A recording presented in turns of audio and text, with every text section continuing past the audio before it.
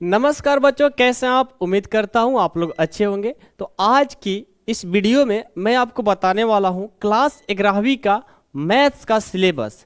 क्या क्या हमारे न्यू जो 2025 से 26 में हमें कौन कौन सा चैप्टर कट गए हैं और कौन कौन से चैप्टर हमें पढ़ना है, ये न्यू बुक के अकॉर्डिंग आज के क्लास आप लोग को कराने वाले हैं। ये कोई क्लास नहीं है, ये मानकर चलो एक वीडियो है इन्फॉर्मेशन का, क्योंकि अब आप लोग क्लास 10 का एग्जाम दे दिए हो और आप 11th स्टार्ट करना चाहते हो। तो मैंने सोचा कि क्यों ना अपने बच्चों को थोड़ा इंट्रोडक्शन दे दूं सिलेबस के बारे में, ताकि उनको पढ़ने में कुछ हेल्प हो सके। तो इस वीडियो को ना आप लोग अंत तक जरूर देखिएगा, क्योंकि जब आप क्लास 12 में जाते हो, 11th में तो पढ़ते नहीं हो।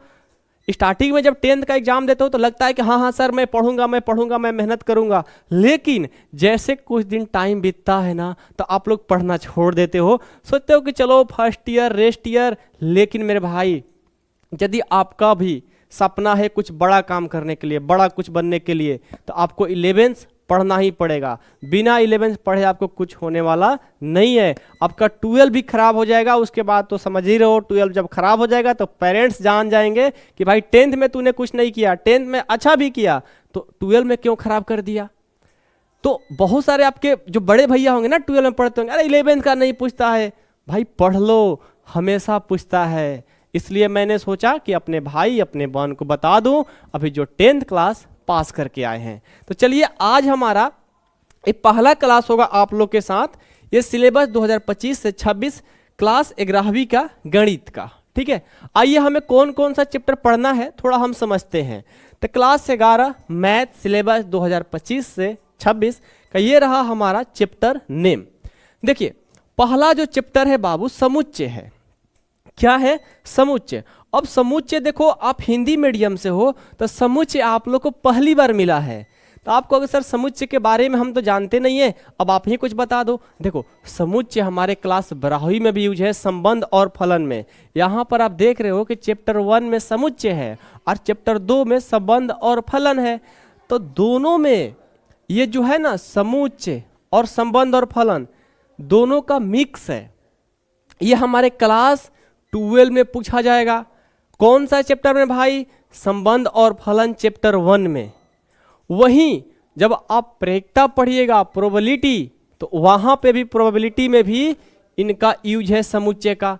तो ज्ञान लेना जरूरी है, अच्छे से पढ़ना जरूरी है।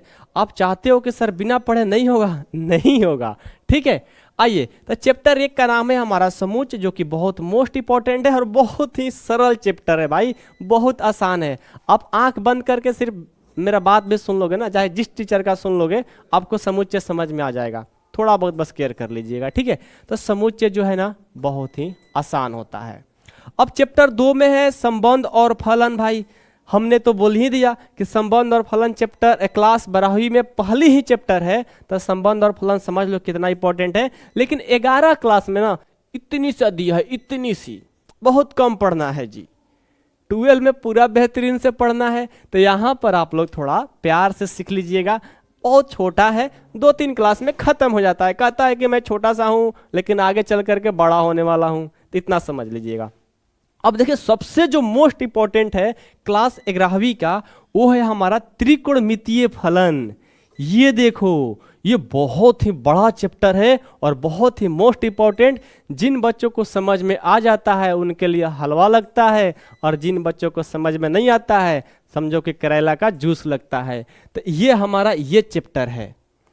तो इसको हम लोग ना इतना प्यार से पढ़ेंगे, इतना प्यार से और इतना डिटेल में पढ़ेंगे। कम से कम 2 महीना का आप लोग का क्लास कराएंगे, और उस क्लास में बहुत ही अच्छे तरीका से हर एक फार्मूला को सिद्ध करते हुए चलेंगे कि आखिर ये फार्मूला हुआ तो कैसे हुआ। तो एक करेला का जूस नहीं, हम लोग इसको आम के जूस बनाएंगे। कैसे भाई? मेहनत करके बनाएंगे, मेहनत करेंगे। और जो आपका कंसेप्ट होता है ना, मैं 11th क्लास में आपका कंसेप्ट को इतना डेवलप कर दूंगा कि आपको लगेगा कि हाँ सर मैथ्स पढ़ करके मजा आ रहा है। तो अभी से ही आप लोग तैयार हो जाओ। मैं ऐसा नहीं कहता कि आप मेरा चैनल को सब्सक्राइब कर लो, आप बस मेरे से पढ़ लो, जिंदगी पार हो जाएगी आपकी। 11th बहुत अच्छी हो जाएगी, मैं गारंटी देता हूँ। मैं बहुत आप लोग के साथ मेहनत करता हूँ। और देखिए क्या है ना, कि 11th क्लास में बहुत सारे टीचर सिर्फ एनसीईआरटी बुक को पढ़ाते हैं, लेकिन मैं ऐसा नहीं करूंगा। मैं वन शॉट में आपको थ्योरी और कंसेप्ट को इतना मजबूत करा दूंगा कि आपको 12 के बाद जिस एग्जाम में बैठेंगे आप मेरे को याद करिएगा। समझ गए? अब देखिए चौथा है सम्मिश्र संख्याएं। सम्मिश्र संख्याएं ये हमारे एयरफोर्स नेवी एनडीए का जो बच्चे तैयारी करेंगे, ये सम्मिश्र संख्या बहुत ही इसका योगदान है। समझ गए? तो ये भी इंपॉर्टेंट है, बहुत इंपॉर्टेंट है। अब देखिए कुछ बच्चे कहेंगे सर चैप्टर 4 में हमारे तो गणितीय आगमन दिया हुआ है चैप्टर 4 में, वो पुरानी वाली बुक है, मैं न्यू वाली बुक पढ़ाऊंगा। हाँ, चाहते हो कि सर हम ना सोच रहे हैं कि गणितीय आगमन पुरानी वाली बुक का जो चैप्टर कट गया है उसको भी पढ़ूं, मैं अलग से पढ़ाऊंगा क्योंकि नॉलेज खराब नहीं होता, लेकिन न्यू एनसीईआरटी में पढ़ाऊंगा। ठीक है, आप भी न्यू एनसीईआरटी पढ़िएगा, जो चैप्टर कट गया है उसको हम लोग लास्ट में पढ़ लेंगे। क्या बोलते हो? सही है। चलिए, पांचवा है रैखिक असमीकाएं। ये देखिए रैखिक असमीकाएं जो है ना पहली बार आप लोग को मिला है, लेकिन इसी में आप लोग सीखते हो कि बड़ा छोटा, बड़ा बराबर छोटा बराबर का असली मतलब क्या है। बड़ा छोटा तो आप लोग सीख गए हो, लेकिन बड़ा के साथ ये बराबर लग जाता है, देखो छोटा के साथ बराबर लग जाता है। तो रैखिक असमीकाएं पढ़ने से आप लोग को पता है क्या होगा? क्या होगा? जब आप 12 में जाओगे तो चैप्टर 12 में ही बहुत इसका काम है। समझ गए? वहां पर 8 नंबर का काम यहीं पर हम लोग कर देंगे, सीख जाएंगे। तो 6 नंबर है क्रमचय और संचय। क्या है भाई? क्रमचय और संचय और द्विपद परिमेय, ये दोनों एक ही मतलब भाई है, दोनों बड़ा छोटा भाई है।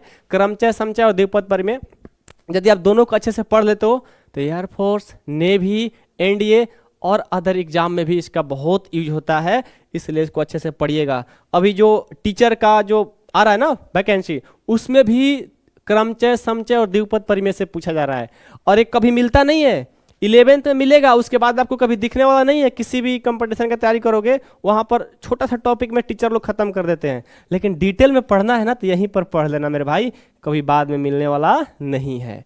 समझ गए? ये था चैप्टर 7। अब आते हैं चैप्टर 8 में। चैप्टर 8 क्या है? अनुक्रम तथा श्रेणी। 10वीं क्लास में तो मिला ही होगा, कहोगे सर पढ़े हैं थोड़ा बहुत, बिल्कुल, लेकिन यहाँ पर हम लोग डिटेल में पढ़ेंगे। वही बात है, बस वहाँ पर एपी पढ़े थे, यहाँ पर आपको एपी के साथ में जीपी भी मिलेगा। क्या मिलेगा भाई? जीपी। और साथ में कोई कोई टीचर एचपी पढ़ाता है तो हम भी आपको पढ़ा देंगे, मैं क्यों छोड़ूंगा। अब चैप्टर 9 है सरल रेखाएं। ये सरल रेखाएं जो है ना, जब हम क्लास 12 में जाएंगे, चैप्टर 6 जो है ना अवकलज का अनुप्रयोग, वहां पर ये बहुत काम आता है सरल रेखा। तो सरल रेखा को अच्छे से पढ़ेंगे। 10 है शंकु परिच्छेद। शंकु परिच्छेद तो आगे यूज नहीं है, लेकिन ज्ञान ले लीजिएगा, बाद में कभी मिलने वाला नहीं है। ठीक है, उसके बाद है त्रिविमीय ज्यामिति। त्रिविमीय ज्यामिति क्लास 11 में छोटा सा टॉपिक दिया है, लेकिन 12वीं में जाओगे डिटेल में पढ़ना है, और ज्यादा मार्क्स का क्वेश्चन भी आपसे आने वाला है। ठीक है, उसके बाद है चैप्टर 12 सीमा और अवकलज। ये सीमा अवकलज जो है ना भाई, क्लास 11 में इतना सा इतना देख रहे हो ना, इतना छोटा सा टॉपिक है, लेकिन लेकिन लेकिन जब आप क्लास 12 में जाओगे, चैप्टर 5, 6, 7, 8, 9, 4 चैप्टर इसी से बनता है। तो इसको हम लोग जो छोटा छोटा टॉपिक होगा उसको अच्छे से एक्सप्लेन कर लेंगे, ताकि 12 में जाए तो लगे कि हाँ सर मैंने तो पढ़ाई किया था, तो अच्छे से इसको भी पढ़ेंगे। चैप्टर 13 है सांख्यिकी। सांख्यिकी आपको 10वीं में मिला होगा, लेकिन 11वीं में मिला ना तो उससे थोड़ा हाई लेवल का है, लेकिन उसके बाद कभी मिलता नहीं है, तो इसको भी अच्छे से पढ़ेंगे। अब देखिए प्रायिकता। प्रायिकता एक ऐसा चैप्टर है जो आपको 9वीं से पकड़ता है तो कभी खत्म नहीं होता है। आप किसी भी क्लास में चले जाओ, मैथ्स पढ़ोगे तो प्रायिकता आपको हमेशा पढ़ता ही रहना पड़ेगा। तो इसको हम लोग अच्छे से, पूरा इंपॉर्टेंट है। 11 का तो बहुत आसान है, लेकिन 12 में बहुत थोड़ा कठिन भी लगता है, और लंबे लंबे क्वेश्चन भी होते हैं, और उससे ज़्यादा क्वेश्चन भी पूछे जाते हैं। तो हम लोग जितना भी है ना बहुत अच्छे से पढ़ेंगे। ऐसा नहीं कि जल्दी जल्दी करके चैप्टर खत्म कर देंगे, वन शॉट पढ़ेंगे। वन शॉट में सारे थ्योरम को पढ़ेंगे, उसके बाद सारे एक्सरसाइज का क्वेश्चन करेंगे, उसके बाद एनसीईआरटी एक एग्जाम्पलर होता है, उसको भी आप लोग को कहोगे तो पढ़ा देंगे। बस आप लोग का प्यार बना रहना चाहिए, और अपने फ्रेंड सर्कल में जरूर बताना मेरे चैनल के बारे में। ये भाई मेरा चैनल नहीं है, आप लोग का है, ठीक है। तो आप लोग के लिए मैंने चैनल बनाया हूँ पढ़ाने के लिए, तो आप लोग अच्छे से बस पढ़िएगा। समझ गए? कोई दिक्कत है किसी को? नहीं ना? चलिए क्लास को यानी वीडियो को अब समाप्त करते हैं। जो डाउट, जो दिक्कत होगा आप जरूर बताइएगा, और साथ में इस नंबर पे आपको कोई भी प्रॉब्लम, कोई भी चीज़ अपना पूछना चाहते हो, कुछ भी आप पूछना चाहते हो अपने नॉलेज के पर्पज से, आप यहाँ पर कॉल करके आप पूछ सकते हो। साथ में आपको ये भी बता देता हूँ, आपको नोट्स चाहिए तो इस ऐप को डाउनलोड कर लीजिएगा, ड्रीम टॉपर। देखो क्या है ना कि 11th क्लास में कोई नोट्स बनाता नहीं है बच्चा, और नोट्स की लास्ट में नीड पड़ जाती है। तो आपको नोट्स नहीं बनाना है तो बनाइए, मन है तो, और नहीं बनाना है तो इस ऐप को डाउनलोड कर लीजिए, वहाँ से जा कर के नोट्स अपना ले लीजिएगा। ठीक है, चलिए क्लास को ख़त्म करते हैं। उम्मीद करता हूँ आप लोग को अच्छा लगा होगा। आप कहाँ से वीडियो देख रहे हैं और आपका प्यारा सा नाम क्या है, कमेंट बॉक्स में एक बार कमेंट कर दीजिएगा। वो नाम पढ़ करके हम बहुत खुश होते हैं, तो प्लीज़ आप लोग बता दीजिएगा। थैंक यू बच्चों, लव यू।